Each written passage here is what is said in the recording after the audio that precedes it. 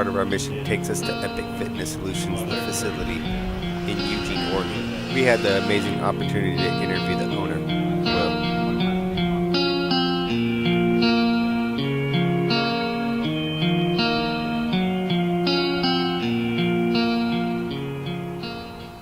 Okay, so, you grip up, get a good grip, grab my hand. Okay, so, well, just the basics of arm wrestling is there is side pressure, but it's in a pull. So you're gonna pull. Oh, this way. Yeah, you pull me and stretch me out. Then I have to fight to get back in, because if I get stretched out, I'm more vulnerable to being pinned. And if you can get me stretched out faster. So you're trying to go here. Yeah, that's exactly what you're trying to do. So the faster you can do that, and then as you do it, you want to wrist curl. Like that? Yeah, and drive your hand down. So like this? That's I drive down like that. You feel that pressure on your wrist? So I drive down like that as I'm pulling. Like this. And you pull hard, yeah, because you want to try to push them down while you're pulling. So I'll get to a pull right here, and then I'm like, and then they pull back on me, and then I'm like, okay, fine, and then I'm like, I'll just drive down on that. Okay. And then eventually that extra pressure. It almost feels like you're cutting my engine. Yeah, so then that extra pressure on a person, they're not only trying to pull, now they're trying to pull up against all that. It'll wear their tendons out faster, so they'll tire faster. And so if you can just hold like that, sometimes that's all I need to do is just hold like that for 20 seconds or whatever, and just keep grinding a little bit more, and then you can just grind somebody down. Like on a pro level, if you're competing against another good pro, a lot of it comes down to who hits the person hardest in the beginning. Who gets that? When they say go, who's the fastest off the go? So who gets the guy going down? Yeah, a lot of time the whoever gets that start usually has a really good chance of finishing it. Although there are guys that can catch and then pull their way back. But anyway, so we get in these grind matches and stuff like that. If you catch and you're pulling your way back, you want to learn how to use technique to kind of wear your opponent down faster, and the wrist and hand, because that's really what this is a battle of the wrist and the hand, Okay. And then the forearm gets tired because it's the ligaments in here aren't strong enough for your opponent's ligaments are stronger or whatever. Their technique, they know how to use everything better. So yeah, dude, arm wrestling's a lot of fun because person versus person. So I might be stronger than you down there with lifting a weight over my head, but on the arm wrestling table, you might be stronger than me because you have this like other ability. So it's a different kind of strength to have. Yeah, and it is. Yeah, it's man versus man. It's not a weightlifting competition. It's not like it's 500 pounds. It's always different because the pressure you provide on every match is always different. So that's what's so fun about arm wrestling is it's like, even in practice, sometimes I lose to the guys. Most of the time I win, but sometimes I lose, and so it's like some of that, Is it more strength, you think, or technique? Oh, both. You have to have both. But technique will help you like how I'm grinding and stuff like that, but you still got to be strong enough to put it on. Like if you're not strong enough, somebody's power can overcome your technique, because I've done that too. If I get you in the press, there's no matter how much technique you have, you're not getting out of that unless your press unless your top roll is stronger than my press. Sometimes all you get is like a little knuckle. When I was arm wrestling Devin Lorette. Oh, you arm wrestled? Yeah, when I beat him. You beat him? In the straps twice. I got video of it. Yeah. He's one of the best arm wrestlers in the world. Yeah. So anyway, I had him in my press, and he was top rolling hard, which is rotating up into this move. Yeah. He top rolled hard right into this knuckle right here. Yeah. And then I drove him down with just that knuckle pressure. Oh, so that was just catching right there. He caught me, and all I had was this knuckle right here. And I drove my knuckle into his wrist like that. Can you feel that? Yeah. When you go hard, I go hard, and I drive really hard. But just that one little spot, and I found a weakness in his wrist, and I was able to drive him down to the pad. He beat John Brzezinski, didn't he? Now I'm not saying I can beat John Brzezinski or any of those guys, but he's the greatest arm wrestler ever, isn't he? Yeah, but but that's another thing. It's like fighting. it's like if you've ever done a cage fight or whatever. So I did, a cage fight, but it's like I can beat you, you can beat him, but I can't beat him. Yeah. It's the styles matches. Styles too, so he had never felt a position like what I did. And I was telling him, I was like, yeah, you feel that? And he was like, yeah, I felt it. He felt what I did. Now, Devin, he was a special forces guy before, yeah, right? so was I, man. So I had paid for him to, well, not me personally, but a group of us, we all put together and had him come do a seminar. Oh, we all wow. paid to have him come do a seminar here at the gym. And then that day, everybody that wanted to arm wrestle, I had people from all over Washington and all over Oregon and stuff that came to get a chance to pull him. So you were a ranger, right? Yeah. You were an Army Ranger? Yeah. So what was your journey like? How'd this all come to be? Oh, yeah. Well, I got started when I was 15. Okay, if we go way back in the beginning. This goes back even further to when I was 5. When I first saw the movie Conan the Barbarian when I was 5 years old, I watched it. My parents had rented it or whatever, and I remember watching it. I wasn't supposed to or whatever, but I watched it. And I was like, Arnold. I seen that, and I was like, I want to be like that. And then from that point on, I'd say until I was 15, I played sports trying to find that. I tried wrestling. I tried a lot of different sports, and I didn't. It didn't happen. I didn't grow any, because I'm 88 pounds as a sophomore in high school, dude. That's small, I started working out at the gym, and from that point on, I realized that this is how I'm going to figure myself out, is in the gym. From the very beginning, from even the first day, I realized that I wanted to also know what my true physical potential was in every angle. I wanted to see if I could be like an elite athlete. And so I tried powerlifting when I was 17. I did a bench press competition, but then I wanted to join the military because I wanted to leave all this, leave the town that I grew up in. Where'd you grow up? Springfield. Okay. I grew up here. You wanted to get out. Because I didn't feel like this was a good place for me.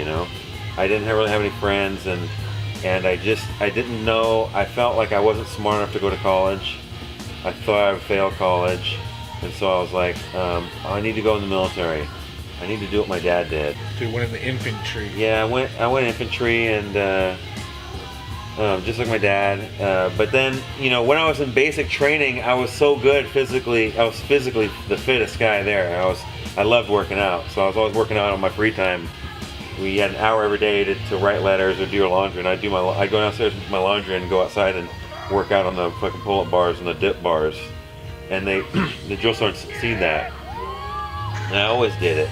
I was always doing curls with the mop buckets full of water and with a broomstick in between, doing curls like that because you didn't have weights in basic. So I would make weights. Then I got creative, man. I did whatever I could. But to me, joining the military was not only a way out, but it was a way to get paid to work out. Because I was like, from the very, very beginning, I was like, I need to find a way to get paid to work out. And so I made it through airborne school, and then I went on to Ranger indoctrination program and made it through and became a Ranger, and then went on to Ranger Battalion where I served there. That was a good time, but again, all I ever really wanted was to lift weights, and so going to all these schools and doing all this stuff was getting in the way of my lifting. And then I always lifted after work, like after we got off work or after the day was done, I'd go to the gym, the Ranger gym. We had our own exclusive gym right there on our compound, man, that's a trip too, to be a part of something so special that you have your own compound within a base, and these bases are like little cities. So I like to go to the gyms and work out at different gyms. That's what I did when I was younger. That's how big were you at that time? Oh yeah, good question. Yeah, when I went into basic training, I was 145 pounds. So from the time I started lifting, it took 13 months to gain my first 10 pounds. But then by the end of my first year, I'd gained a total of 20. By the end of my third year, I'd gained 25 more. And so I worked my way up to 145 pounds. So right before I joined the military, I already put in 2.5 years of lifting, and I went from 88 to 145 on my own, and in 2 years, and I really was So just you almost looking doubled in size. Not almost, quite. yeah, right, yeah. I put a lot of size on, but I was still really small. Yeah. And then by the time I joined the military, I was 145. By the time I left the military, I was 185. So I put 40 more pounds on. And then from the time I got out of the military in 2002, November 2002, I was 185 till currently now I'm 245. So what'd you do right out of the military? I started going to school. I went to school. I was going to school for human physiology.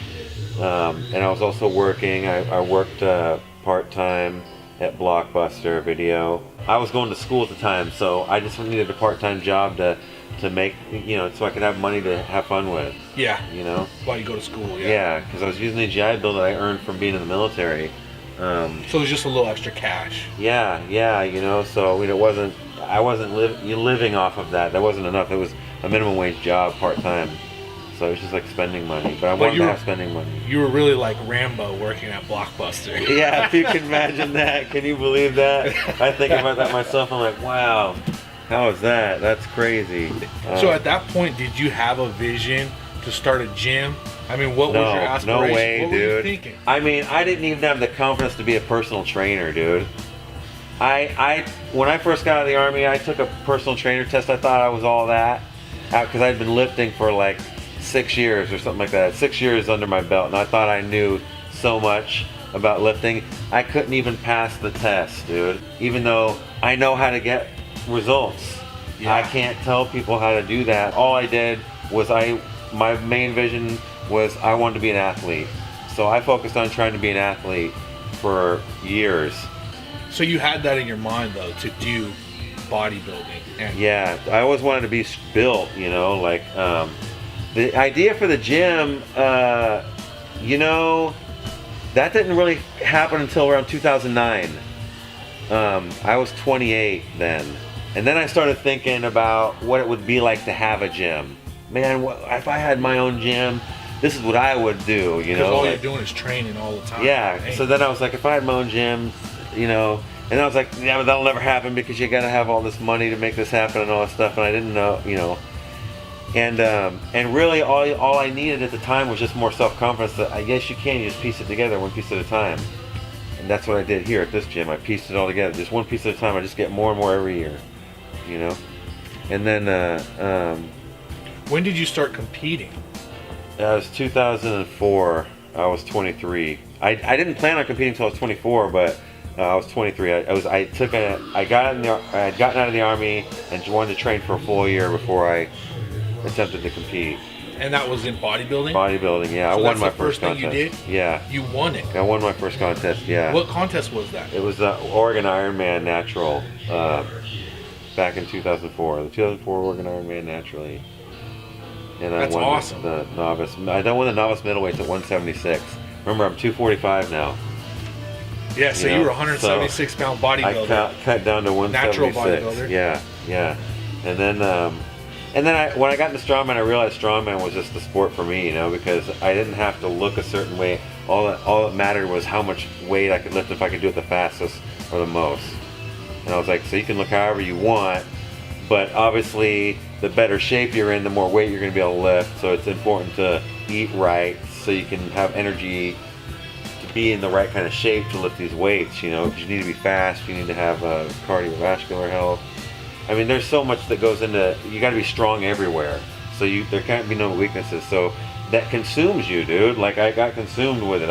All I cared about was being as good as I could be in every event and lifting as much as possible in every event, as fast as possible in every event, And then eventually you get to the point where I'm at now, where I'm like, I just can't do it like that anymore. My body just will not cooperate with me like that anymore.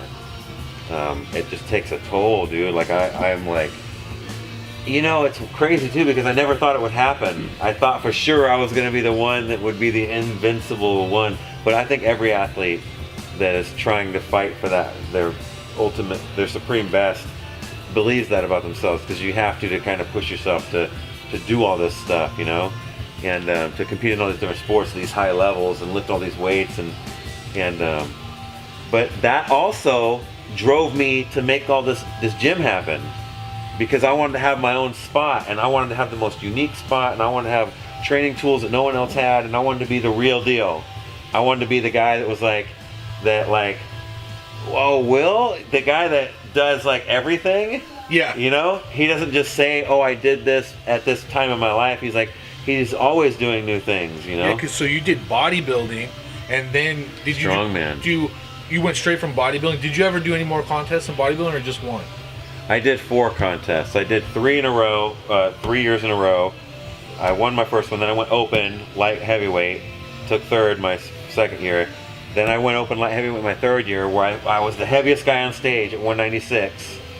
And I got 7th, and I was so mad and disappointed because I trained so hard for that. My first full power meet was in 2014, actually, but I told the elite. I told the elite in my first, and I won the show too. Yeah. You know, so I had the heaviest total that day by 3 pounds. I lost in the squat by a lot. I lost in the deadlift by a lot, but my bench press was so much better than the other guys that gave me what I needed, and theirs was so bad in comparison to their deadlift and squat that I was able to pull out a 3-pound victory, dude. I won by 3 pounds. That's crazy. That's awesome. Yeah. Did Strongman build you up to powerlifting, or were you doing powerlifting training for Strongman? Like, yeah, I did squat and deadlift and bench and all that. How did your training transition from bodybuilding I still into Strongman? Yeah, okay. I used all of it. So I started training Strongman specifically with a buddy of mine in Monmouth. So it was like an hour-and-a-half drive every Saturday. So I would drive an hour and a half every Saturday, even with my infant daughter, back then in 2010. And I'd put her in the little square, I'd open it up and let her stay there while I trained. And I would train at Western Oregon University in the parking lot out there with my buddy Alex Whitaker. He was the strength coach at the time, and he had a bunch of strongman equipment there. And so I would come out there every Saturday for like 2 years. I drove up there to train because I didn't have my own stuff. He had all the things that I really needed to get good at strongman. But here's the thing: the stones that he had. Oh no, he only had 1 stone. It was a 335-pound stone, and that's all we had. And so every time we did stones, it was like always at the end after we did a heavy log and heavy yoke, and then we would try to attack this 335-pound stone raw, cold every time. Like no warm up. There's no 250-pounder or 200-pound stone warm up. So that's when I saw the flaws of not having enough of the right equipment. So when I built this gym, I was like, I want to have equipment that I can accommodate the weakest person up to the strongest person. And build them up. Yeah, and have a lot of different goals. So, okay, so you hit the 95-pound stone, the 120 is next. The 120 stone, the 160 is next, or whatever, So it's like you don't have to just hit a 330-pound. Yeah, so I've got a lot of stone. I got a lot of equipment down there for that very reason, because I wanted to be able to, and I knew that I wasn't going to be able to do it at a high level forever. I'm not going to be able to just lift that 400-pound stone every time. Eventually, I'm not going to be able to do it anymore. So I want to have smaller goals that are still challenging, like maybe hit the 350 for a double for as many years as I can keep that up. I found out about you because you were training Shorty Weichel, right? Yeah, he was a client of mine for years. You were training Shorty Weichel, and so then I started paying attention. I started watching videos. And I couldn't believe what I was seeing. I was like, you had a video of you squatting 225 for 100 reps. And I'm like, who does that? I've never heard of anyone ever doing this in my entire life. Like, who is this guy? And then you're squatting, I think, 315 for 50, 405 for... 20. Those were. I did 455 for 20 as my heaviest ever 20 rep. 455 for 20, 500 for like 10, no belt, no knee wraps. I mean, you got tons of videos of that. Yeah. And I just couldn't believe it. I was like, I've never seen. You did a 500-pound deadlift for like 50. Oh yeah. I've never seen anything like it. That was a hard workout. I remember what I felt like after that. Yeah, man. I was just. Because that was just what I'm good at, I was just, I felt like I want to show the world what I'm good at as far as like weightlifting. I'm like, I might not be able to lift the heaviest single rep max, but I have some really good endurance. So I can fucking grind out some really good weight for a rep. Like the craziest muscular endurance of anyone I've Yeah, ever seen. so I was like, I wanted to, you know, the whole 225 for 100 rep video, that is what started all that. The Really? 20 rep squats and the 50 rep squats. There's a guy, a pro strongman, who he squatted 405 for 20 reps one day, and he posted a video of it, and he was wearing a belt and everything, and I was like, and he was wearing all. I think he may even he was a pro strongman. He was a heavyweight pro strongman. He was over 300 pounds, like 320 pounds at the time or something like that. And I was like, I could do better than that. And I was getting ready for a bodybuilding show. This is in 2013, so I'm like 220 at the time. And I'm like, I can do better than that, and I'll beat your depth. And he was like, if you do that, I'm gonna squat 600 for 20. And I'm like, deal. 2 days later, I sent him the video. Hey, I did it. And he was like, holy shit. So he was shocked. I was supposed to get a sweater out of that, but I never got. Anyways, but then I was like, oh yeah, I was like, because he said that there was a buddy of his that tried it and failed at 98. And I was like, yeah, well, I'll do an even 225, and I'll make the 100, and I won't fail. And when I hit 100, I had like, in my mind, I had like 30 more reps than me. I could have done 30 more if I needed to. Wow. You know, I was like, no problem. I was so like, fucking, yeah, I fucking did that shit. But I can tell you this though, at 30 reps, I wanted the weight off my back. When I hit 30, I was like, this fucking sucks. Yeah, I've done 225 for like 30, and I couldn't take it. Yeah. It was too painful. Yeah, that's what I was thinking. This hurts I was like, so this bad. So you can imagine. That's why I couldn't believe it. I was like, how does he do 100? That doesn't even make sense to me. Well, I mean, you can see it building. I mean, I'm in pure pain. Like when I'm at 50, I'm like, 50, yeah, baby. And I'm like, fuck yeah. Once I hit 55, I knew I was like, I'm gonna make the next 45. I'm gonna make the 100. I was counting by 5, so I told myself 20 sets of 5. Oh, in your head. In my head. That's how I did it. I was like 1, 2, 3, 4, 1. 1, 2, 3, 4, 2. Okay, you're on set 11. Okay, get to set 12. You know, just like never rack it. Yeah, well, that was the whole idea. I was like, I'm gonna hold. It took me 7 minutes and 11 seconds. You know, and I remember when I got to 60, like I could feel like I never felt my spine before buzzing like this, but I could feel from the like the tip of my skull here in the back, all the way to the tip of my tailbone.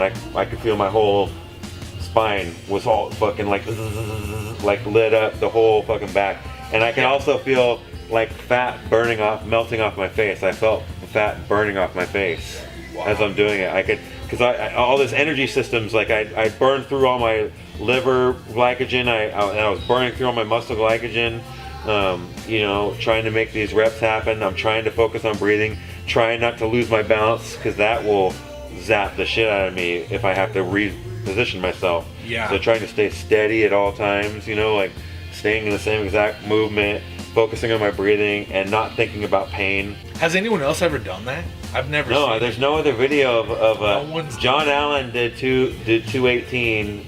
He did it in kilograms. He did 218 for 98 because he weighed 218. But I weighed 219 and did 225 for 100.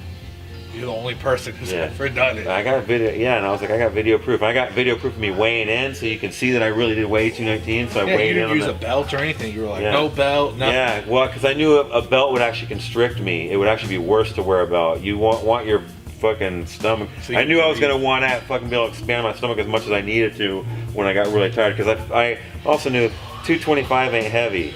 To me, I was like 225. I could do that.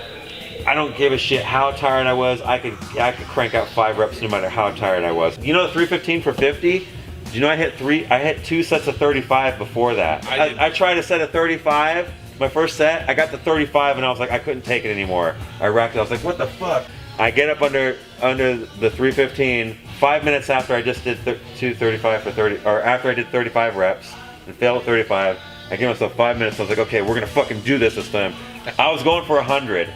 I wasn't even trying for 50. God. And I do it again, and I fucking get to 35, and I'm like, I couldn't take it. I was like, oh my fucking God. I was like, what the fuck? I had to go to a business meeting. So I went to a business meeting, and the whole meeting I'm thinking about this lift. I'm like, okay, there's no way I'm gonna be able to get 100 with 315. Fuck.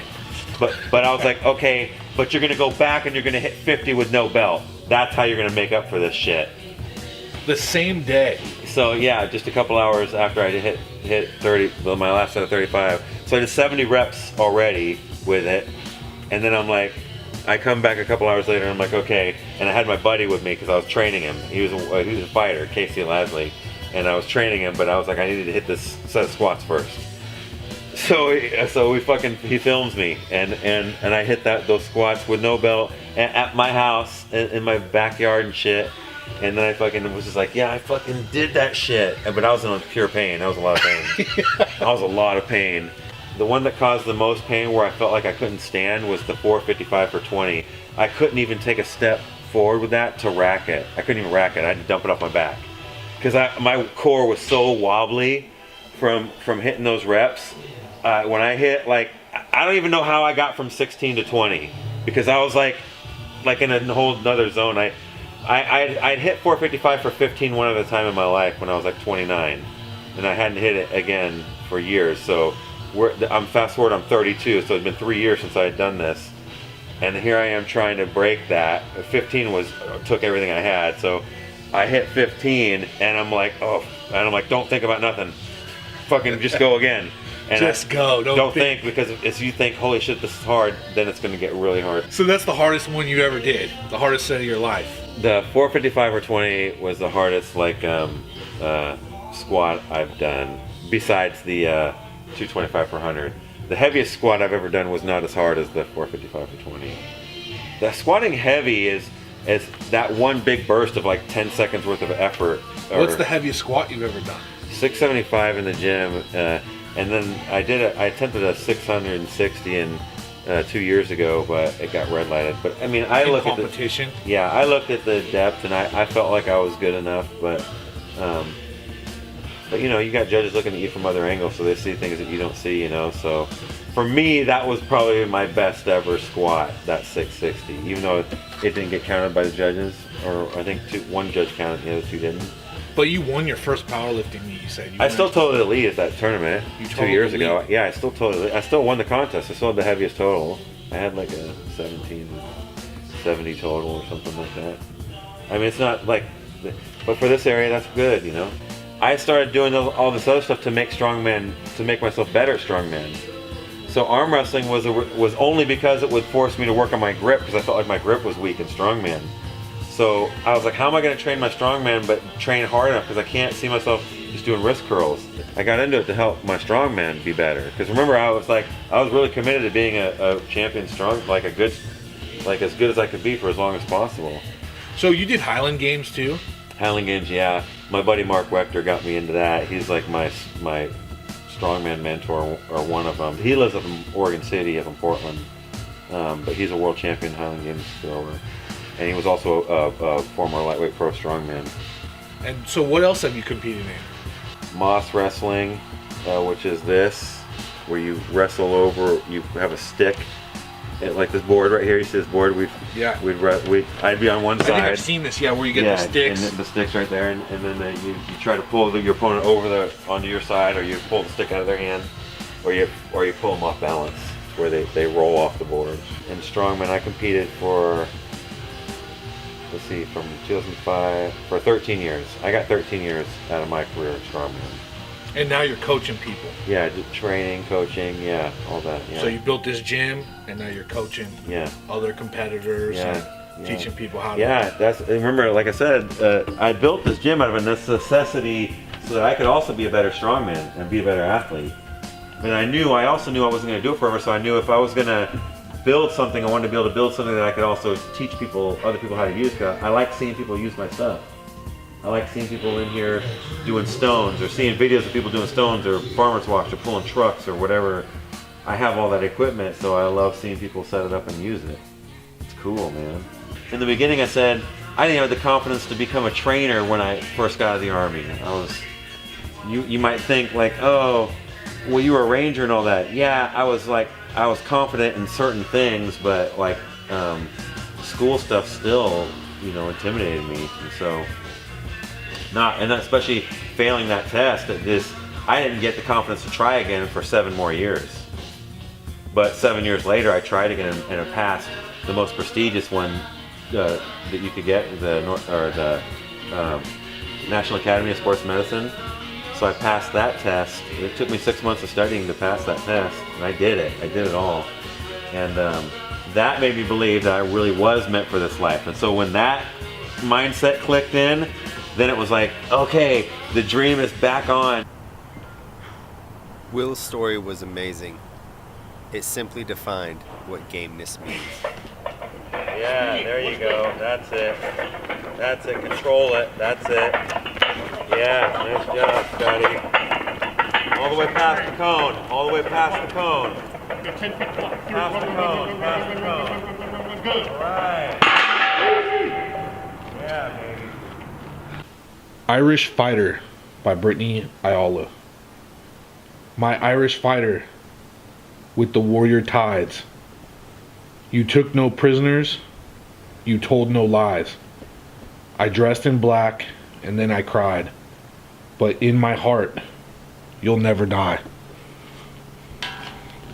My sister wrote that after my best friend in high school got murdered. Nothing is promised to you in this life.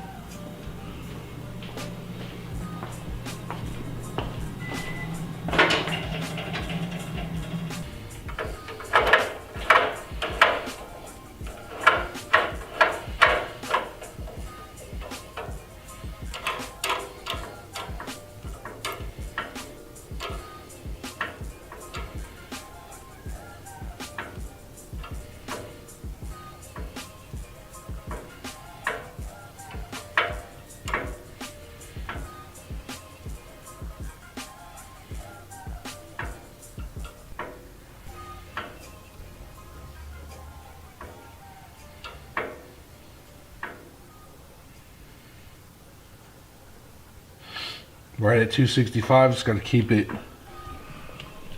under 265 for this fight. Here is named the Rubish Deadlift with weights. It's named after my powerlifting coach, Pete Rubish. He does deadlifts here with weights. He can lift a lot more, but that exercise is actually named after him. That's why I got this. Right here, it says art is greater than science. And I was listening to Charles Poliquin talk once, and it was just one of my favorite things I ever heard, because he said that the science always follows the art. You have to experiment. You have to experiment over and over again until you prove something to be scientific information. The art is the experimentation, which always precedes the science. And I really liked that a lot. And my own training, I got really into the science and how you should train, and I got so into it that I stopped training actually with weights. I completely stopped training because I wanted the perfect workout so badly that I couldn't even train unless if I did the perfect workout. And that quote kind of inspired me to let go of trying to make everything perfect and to practice the art and to experiment myself and note the different aspects of training, different things that I learned, the different, sometimes you have to make adjustments that maybe the science isn't going to tell you in a book exactly, but you make those adjustments and you learn like, oh, that's from real world experience that it helps to do this or that, to get that science, to get to that point. And that even becomes the science. However, there's a guy that I've been talking to, his name's Justin Harris. I started listening to him a lot and I connected with him. I'm gonna start working with him after this fight on my nutrition. So Justin Harris, I've been talking to Justin Harris. I'm gonna do my nutrition with him after this fight. And Justin's making me believe in science again. He's just the most brilliant mind in nutrition that I've ever heard, and he breaks things down as absolute undeniable truths. This is my certifications. I got this one under Tom Platz.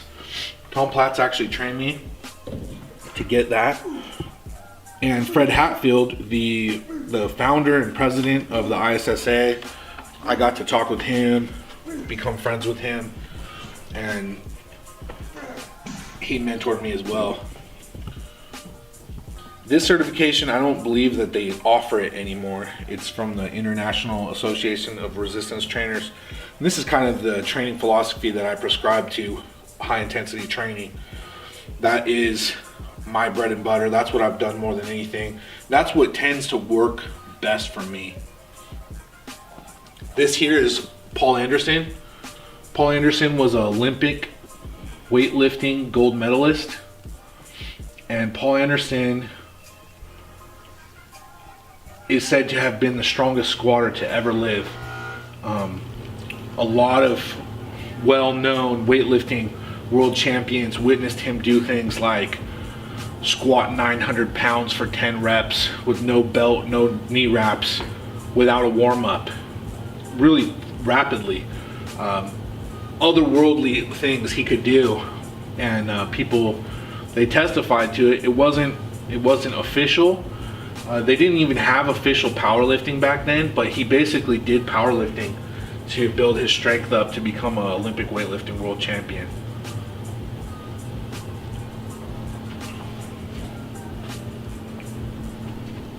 Train like you fight. I wrote that up there because I had a really bad habit. I don't know where it came from. I think just trying to be overly technical, but with my mixed martial arts training, I had a habit of going really lightly and not going hard, and just trying to work on my technique and be super technical. And I don't know why, I just thought that would be the best method. I don't know where I got that from, trying to master my technique. But I realized because of my powerlifting that I would never do that with my powerlifting. I've never come to the gym and just worked technique really light, ever. I've always gone really heavy. I've always gone really hard, and it works. And I don't think it would work at all to just try to work on my technique. Here's Benedict Magnuson. He's the world record holder in the deadlift. He deadlifted 1,015 pounds raw. That's why he got a place here on my wall. I believe Pete Rubish will break that record eventually. You could say that Eddie Hall has the world record in the deadlift. He does. Eddie Hall might be the strongest man who ever lived, possibly. But he did it in powerlifting rules where you could use straps. So it's a little bit different. This is just a raw powerlifting record. Eric Spodo, one of the most phenomenal bench pressers of all time. He had the world record. 722 pound raw bench press, and his bench press is just flawless, and that's why I wanted to put him up there as an inspiration. To me, he did it with such ease. He seemed to be the greatest bench presser of all time. His record was broken though by Kirill Sarachev, who bench pressed 738 pounds. I think Eddie Hall could have possibly broke that record as well, but he just doesn't really care for powerlifting that much. Bill Casmire is a guy that I've gotten to talk to, become friends with. He's a Christian man, because the one who is in you is greater than the one who is in the world. He told me that that's his favorite verse. Bill Casmire is widely considered the strongest man to have ever lived, the greatest strongman competitor of all time. He was so dominant, he won 3 World's Strongest Man titles, and they didn't invite him back again because they wanted more competition amongst the other competitors. They didn't invite him, so what he did was he traveled the world and he broke all these strength world records, and he didn't train for them. That, to me, that's the strongest man, is a guy who could do something and he's not training specifically for that skill or that event. So he would go and do these tests of strength, and he didn't train for them at all specifically, and he would break the world record. That's why I think he is the greatest of all time. I got some Jiu Jitsu medals over here. I hung those up. I've competed a ton in Jiu Jitsu, and those are just medals that I didn't lose, that I still have. I have a picture of Wally Coleman there behind the bars, and it says lightweight baby. After Arnold Schwarzenegger, I would say that Wally Coleman was my biggest inspiration, and he became my favorite bodybuilder of all time, and I would consider him the greatest bodybuilder of all time. He's the strongest Mr. Olympia ever. He's a Christian man as well, and a very humble person that lost a lot before he started to win, and then when he won, he just dominated from that point forward. Here's my rooster.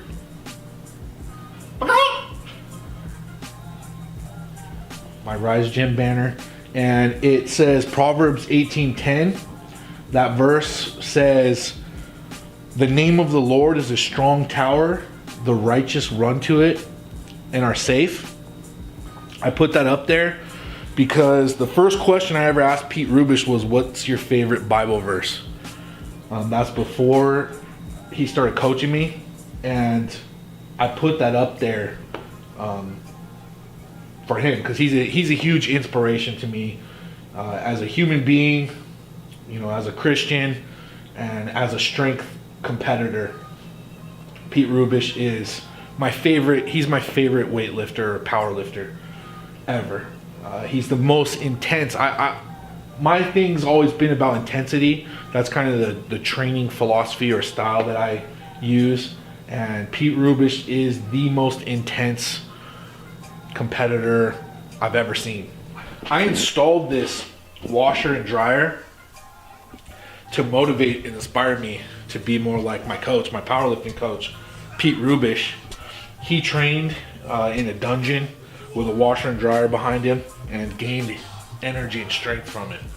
So I installed this to be more like my coach as much as I could, and then we just decided to start doing laundry because we have a washer and dryer in here. Might as well do some laundry. Pete is, I think he's the fourth, he is the all-time highest total in powerlifting for the 242 pound weight class. He totaled, I think, 2,200 pounds. I got to a point in my training where I had plateaued. My lifetime goals were to squat 600 pounds, bench press 500, and deadlift 700. On my own, I did get my squat up to 600 pounds. My bench press plateaued at 455 pounds, and my deadlift was 600 pounds. Within 10 weeks of working with Pete Rubish, I had gained the 100 pounds on my deadlift, and I deadlifted 700 pounds. And then the next 10 weeks, I took my bench press from 455 pounds to 500 pounds with much improved form as well. My form was pretty loose, and powerlifting, competitive powerlifters have very strict standards. And Pete Rubish, he made me pause my bench presses. It was very important to do things the correct way. His standards very high, and I was very impressed with his professionalism, with how he conducted himself. He gave me warm-up routines. He went above and beyond to help me in every single aspect.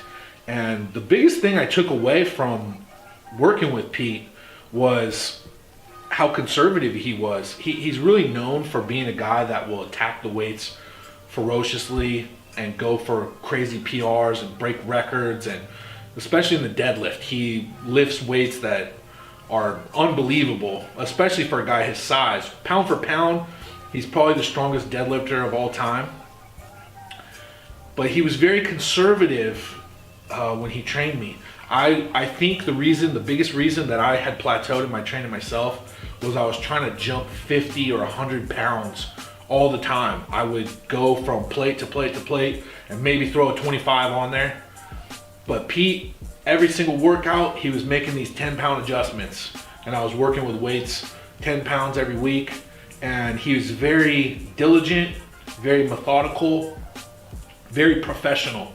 And I started working with Pete because I needed help from somebody that knew what it was like to lift these heavy weights and had experience in it.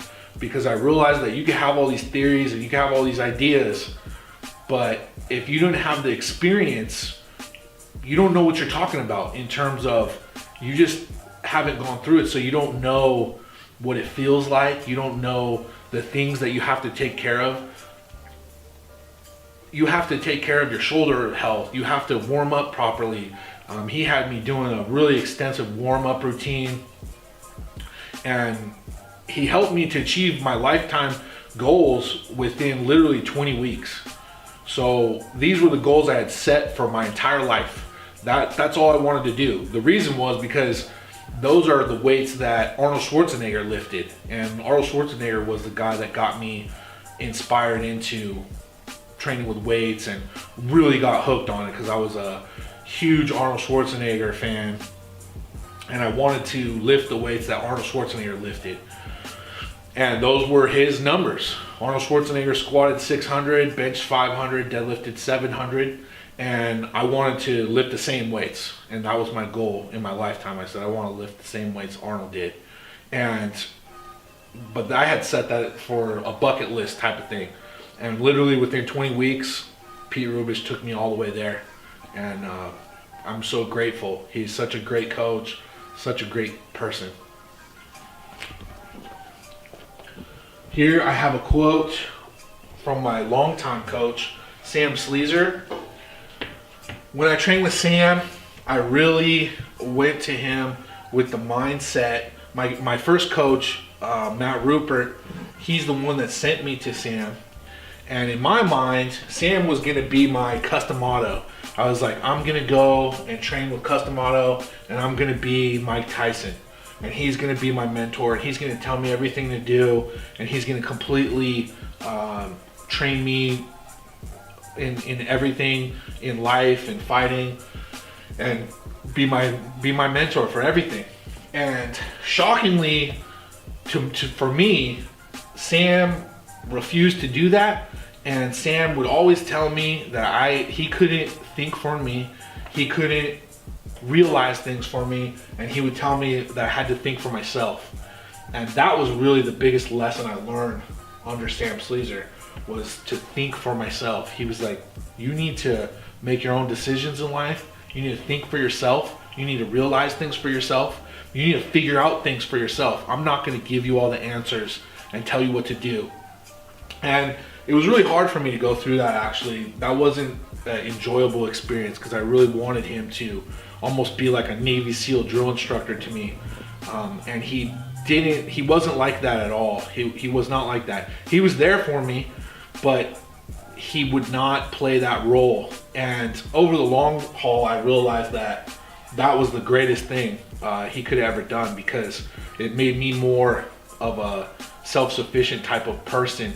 Whereas if you do look at like a Mike Tyson, when Casmeier died, it was very traumatic and tragic for him, and he didn't know how to cope with it. He wasn't prepared to think for himself. So I'm really thankful for that message. That's one of the biggest messages of my life. That's why I put it up there. Over here,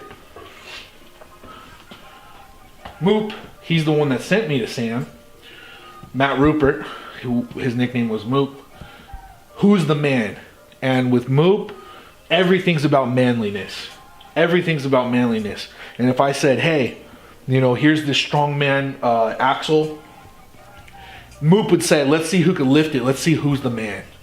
And he was always like that about everything. Everything was like, who's the man? And it was, if we were working together, he'd say, let's see who could work harder. Let's see who's the man. I got a great story about Sam Sleezer.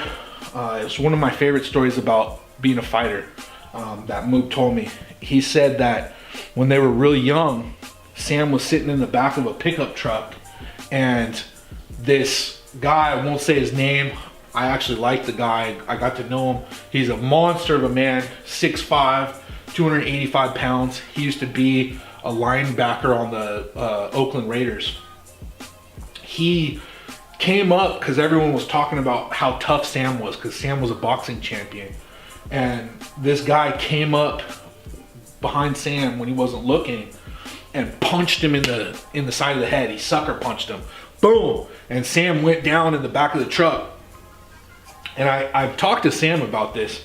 And Sam, he said he was laying in the back of the truck and he got hit so hard, he said he was like, I should just stay down. I should just stay down. And he said that he couldn't. He couldn't stay down. It wasn't within him. He had to get up.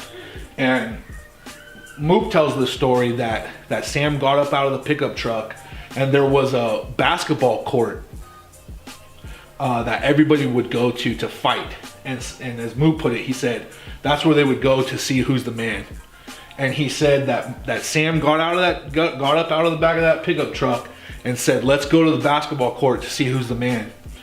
And the biggest way to be the man is to get to somebody that doesn't even want to find out who's the man. And Moop said that the guy was like, nah, I don't want to fight. And so, you know, Moop had spent time in prison, and he said that's like, you know, he used to say is that's being punked out. He got punked out. And in prison, that's the worst thing you could do is be punked out. The best thing you could do is to always stand up and fight. And that was really what it was like being with these guys. It was, you know, just trying to prove that you're down and that you're willing to stand up and fight for yourself. And that's one of my favorite stories, though, about Sam. And I can say that Sam absolutely is the man. Scott still trains in powerlifting and strongman. He is currently looking for a fight to determine who's the man. This is Gameness.